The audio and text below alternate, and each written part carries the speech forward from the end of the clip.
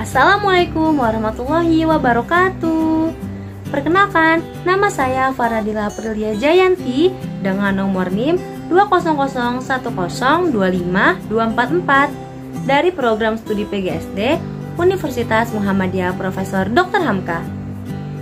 Video ini saya buat untuk memenuhi tugas akhir mata kuliah Strategi Pembelajaran dengan dosen pengampu Dr. Hajah Isana L. Muluko MPD.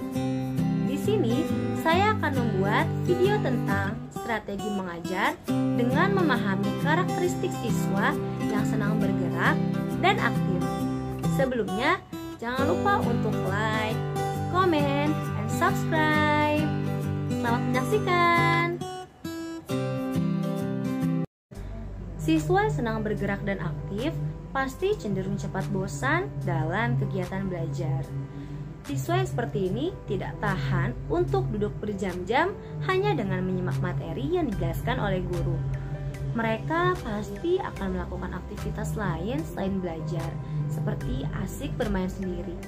Entah itu dengan lari-larian, berjalan-jalan di sekitar ruang kelas, dan selalu mencoba untuk mencari perhatian orang lain. Biasanya yang mereka lakukan adalah mengganggu teman sekelasnya dengan maksud mengajaknya bercanda. Siswa seperti ini memang cukup unik karena seolah mereka tidak pernah kehabisan energi dan seperti bergerak didorong oleh motor. Bagi para guru dengan kondisi siswa yang seperti ini mungkin cukup melelahkan karena guru dituntut harus ekstra sabar dalam menghadapi siswa dengan sifat yang sangat aktif.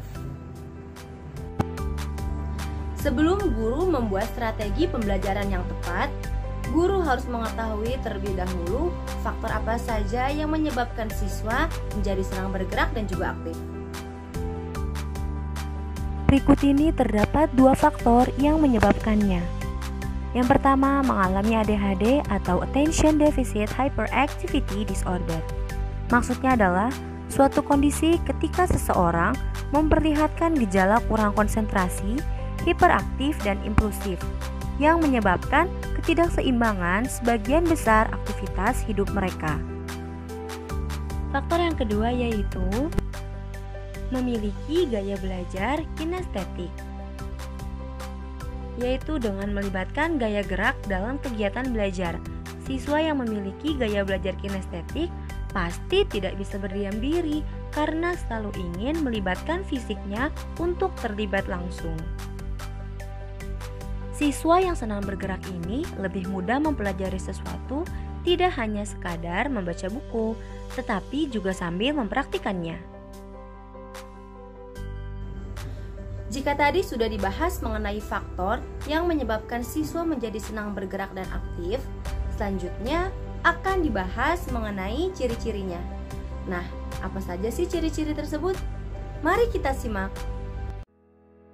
Ciri yang pertama, sering berlari-lari secara berlebihan pada keadaan yang tidak selayaknya. Ciri yang kedua, sering tidak mampu melakukan atau mengikuti kegiatan dengan tenang. Ketika belajar pun, pasti mereka cenderung untuk menggerakkan anggota tubuh lainnya. Dan tak jarang pula, mereka berkeliling kelas.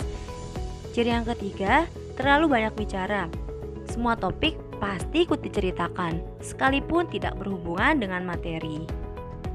Ciri yang keempat, menyenangi belajar dengan metode praktik. Karena mereka mempunyai energi yang berlebih, maka mereka lebih menyukai belajar dengan metode praktik. Selain menyenangkan, hal ini juga membuatnya mudah memahami materi. Ciri yang kelima, menyukai aktivitas yang melibatkan gerakan tubuh seperti olahraga atau menari. Dan ciri yang keenam, menghafal dengan cara berjalan. Setelah mengetahui faktor dan ciri-ciri yang menyebabkan siswa menjadi senang bergerak dan aktif, sekarang guru sudah bisa mempraktekkan strategi mengajar yang sesuai. Di antaranya adalah: yang pertama, saat mengajar atau berbicara dengan siswa yang aktif, kita dapat melakukan kontak mata dan juga fisik dengan memeluk bahu dan mengelus rambutnya, sehingga perhatian anak tersebut bisa tersalurkan dan tertangkap dengan baik. Yang kedua, tempatkan siswa yang senang bergerak atau aktif ini di dekat meja guru, sehingga perhatiannya dapat terkontrol dengan baik. Hindari untuk menempatkan siswa di dekat pintu atau jendela yang terbuka, karena akan membuat perhatian mereka teralihkan.